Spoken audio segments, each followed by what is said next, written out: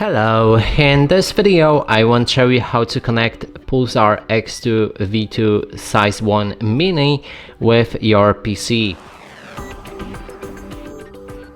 To do this, first you'll need to grab a dongle that comes with this device from the box and simply plug it inside your PC into any USB port.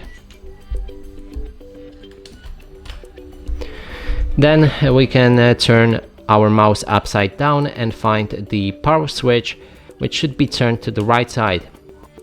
After that, our mouse should go live and now we'll be able to move it. Alternatively, you can also connect it to your PC using USB cable. So we'll connect USB-C end right here and then any other end to your PC, which should also make this mouse work. After that, I strongly recommend to go to the PULSAR.gg website, then find your mouse and download the software for it. So I think for me it should already download, then we can begin the setup of that software.